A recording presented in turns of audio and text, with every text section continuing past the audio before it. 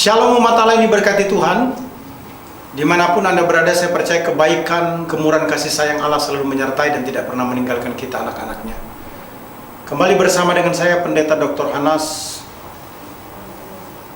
dalam program Reministry akan menyampaikan firman Allah yang sejuk, yang membuat kita semakin bertumbuh, berbuah dalam Kristus Yesus Tuhan kita.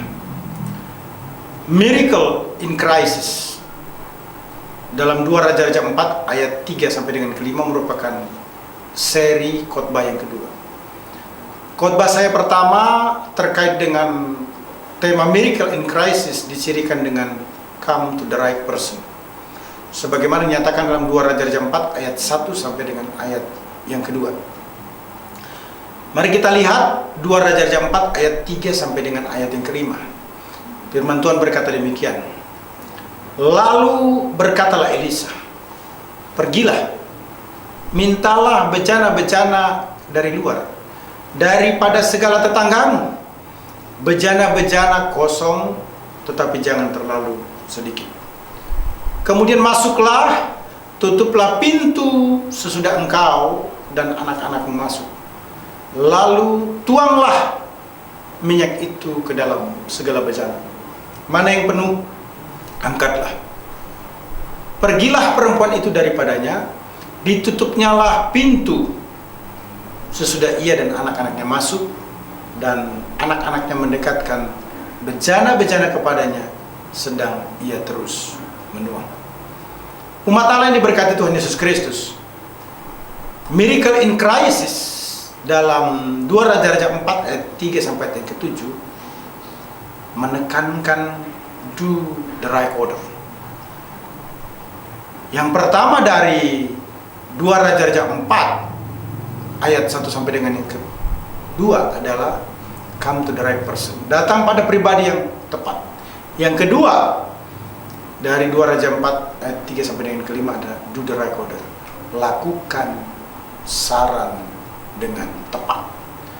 Jadi bukan hanya datang pada pribadi yang tepat, yaitu Elisa sebagai hamba Allah, sebagai nabi Tuhan, Nabi Yahweh, tetapi juga melakukan saran dengan tepat. Saran itu begitu jelas dinyatakan dalam 2 Raja 4 ayat 3 sampai dengan ayat yang ke-5. Setelah janda datang mengadukan masalahnya kepada Elisa sebagai keputusan atau langkah yang tepat, karena memang sudah selayaknya jika seorang jemaat ada masalah harus membuka komunikasi atau konseling dengan pemimpin rohani. Dalam hal ini adalah Elisa. Yang selanjutnya, Elisa perlu diketahui bukan melakukan mujizat atau memberikan jalan keluar dalam waktu seketika. Saya ulangi, ketika janda datang kepada Elisa sebagai pribadi yang tepat atau hamba Allah, Elisa tidak melakukan mujizat atau memberikan jalan keluar seketika, tetapi dia memberikan saran yang tepat, dan saran itu harus dilakukan dengan tepat. Miracle in Crisis dimulai dengan come to the right person, datang pada pribadi yang tepat. Yang kedua, do the right order, lakukan saran dengan tepat. Tuhan tidak mengizinkan Elisa untuk melakukan mujizat secara otomatis untuk mempermudah janda Obaja keluar dari masalah yang dihadapi. Walaupun jika Tuhan berkenan atau menginginkan, itu sangat mungkin terjadi, sebab bagi Tuhan tidak ada yang mustahil. Elisa dipakai Allah untuk menuntun janda Obaja dalam masalah yang pelik yang begitu hebat ini pada experiencing personal with God, satu pengalaman pribadi dengan Allah. Hal ini menjadikan janda dan anak-anaknya akan membangun keberimanan yang utuh di dalam Tuhan atau Yahweh. Janda akan diperteguh secara langsung bahwa Tuhan Yahweh yang dilayani oleh suaminya yang telah menjadi almarhum Dan Elisa adalah Tuhan yang sejati, Tuhan Israel yang berdaulat atas segala-galanya. Cara Allah menggiring janda dan kedua putranya untuk menguatkan keberimanan kepada Tuhan melalui saran Elisa begitu jelas dalam ayat 3 sampai dengan ayat yang kelima, untuk dilakukan dengan tepat atau benar. Do the right order. Lakukan saran dengan tepat. Ada dua hal utama yang menjadi saran Elisa untuk dilakukan oleh janda. Yang pertama, living by hard work. Hidup dengan kerja keras.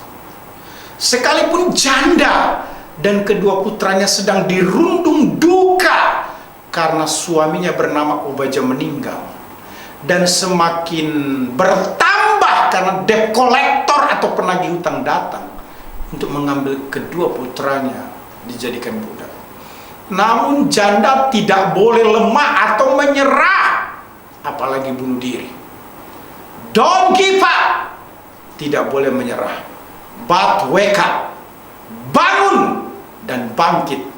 Untuk menghadapi kenyataan adalah cara terbaik yang harus dilakukan oleh janda di tengah-tengah krisis yang dihadapi. Masalah yang bertubi-tubi menjadi pintu utama bagi janda untuk dewasa secara rohani atau menjadi manusia yang kuat di dalam Tuhan. Kerja keras ditunjukkan dengan cara minta bejana-bejana kosong, tetapi jangan terlalu sedikit. Ini bukan pekerjaan yang mudah, saudara-saudara. Karena pasti akan timbul berbagai penilaian dari orang lain, khususnya tetangga-tetangga. Banyak orang akan merendahkan janda karena suaminya punya banyak sekali hutang, dan akibatnya kedua anaknya akan dijadikan budak.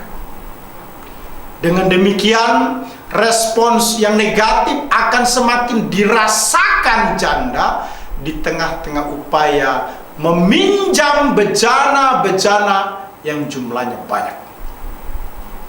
Janda dan kedua putranya mungkin mati rasa, artinya membuang semua rasa malu dan gengsi ataupun lelah demi ketaatan menjalankan saran Obadja yang dianggap sebagai saran Elisa yang dianggap sebagai wakil Tuhan pada waktu tersebut. Janda dan kedua putranya harus bekerja sama di tengah-tengah tekanan. Mereka saling menguatkan, saling pengertian, sekalipun ada dalam kesedihan yang mendalam. Amsal 10 ayat 4 berkata, tangan yang lambat membuat miskin, tetapi tangan yang rajin menjadikan kaya. Teks ini ingin menguatkan kepada kita bahwa kerja keras yang disebut rajin adalah kehendak Allah, tetapi lambat atau pemalas bukanlah kehendak Tuhan. Do the right order. Lakukan saran dengan tepat. Yang diperintahkan oleh Elisa kepada janda adalah pertama, hidup harus tetap bekerja keras. Yang kedua, living by faith, hidup dengan iman.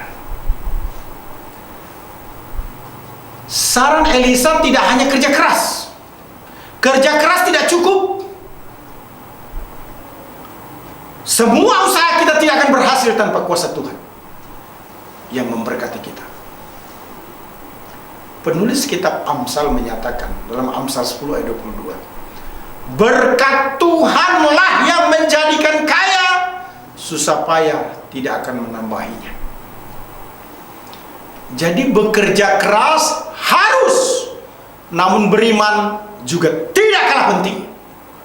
Kerja keras dan beriman bahwa Tuhan pasti memberkati pekerjaan yang dilakukan, akan melahirkan atau menciptakan mukjizat, menciptakan miracles, menciptakan breakthrough, satu terobosan yang luar biasa di dalam kehidupan kita. butuh iman yang bulat atau percaya yang penuh, percaya yang utuh untuk melakukan kehendak Allah. Sebab besarnya ukuran buli-buli dengan bejana sangat tidak sebanding. Buli-buli sangat kecil, bisa diangkat cukup dengan satu lengan karena ringan. Sedangkan bejana sangat besar, bisa diangkat dengan kerjasama beberapa orang. Jadi jelaslah, buli-buli atau pot kecil dan tunggal atau satu saja yang hanya berisi beberapa tetes minyak, ketika dituang ke dalam bejana besar yang banyak, bisa dilakukan bila memiliki iman kepada Tuhan.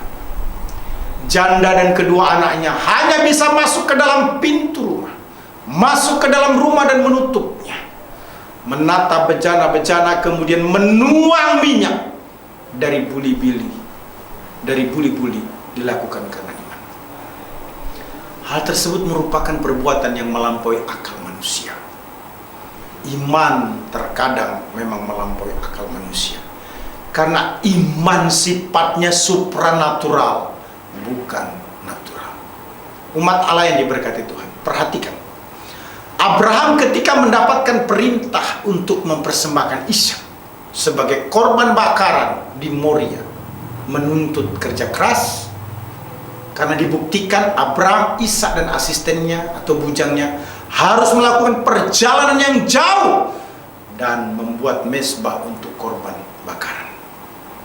Bukan hanya perjalanan dan kelengkapan membuat mezbah yang dilakukan dengan kerja keras, namun Abraham juga bertindak dengan iman, yakni mengikat Ishak dan meletakkannya di atas kayu untuk disembelih dan dibakar. Namun ketika tangan Abraham hendak mengambil pisau untuk menyembelih anaknya sendiri, mujizat terjadi. Malaikat Tuhan berseru dari langit untuk jangan membunuh anaknya, dan Tuhan memberikan seekor domba jantan di sebelah ataupun juga di samping dirinya untuk disembelih sebagai korban bakaran. Jadi jelaslah bahwa kerja keras dan iman adalah dua hal yang berjalan bersama dan tak terpisahkan. Umat Allah yang diberkati Tuhan Yesus Kristus, Titus 3 ayat 8 memerintahkan kita untuk sungguh-sungguh atau bekerja keras untuk melakukan pekerjaan yang baik. Kita bekerja keras atau berbuat baik harus dilakukan dengan segenap hati untuk Tuhan, bukan untuk manusia. Sebagaimana dijelaskan dalam Kolose 3:23. Maka kita pasti diberkati, sebab hal tersebut menunjukkan kita mengandalkan Tuhan. Di masa pandemi COVID-19 ini, kita harus mengambil keputusan melakukan pekerjaan ekstra, bahkan mungkin pekerjaan yang lebih berat. Jika kita harus melakukannya, maka kita harus melakukan hal tersebut. Melakukannya disertai dengan mengandalkan Tuhan, maka pasti diberkati. Jangan pernah gengsi atau malu untuk bekerja apapun juga jika hal tersebut harus dilakukan, sebab Allah bersama dengan kita dan dibuat Tuhan apa yang kita kerjakan sukses. Kita sukses karena kita menjalankan saran atau firman Allah dengan tepat. Mazmur 1 ayat 2 sampai dengan ayat yang ketiga berkata, tetapi yang kesukaannya ialah Taurat Tuhan, dan yang merenungkan Taurat itu siang dan malam, ia seperti pohon yang ditanam di tepi aliran air, yang menghasilkan buahnya pada musimnya dan yang tidak layu daunnya. Apa saja yang diperbuatnya berhasil. Haleluya! Tuhan memberkati kita. Immanuel. Amin. Kau tetap selamanya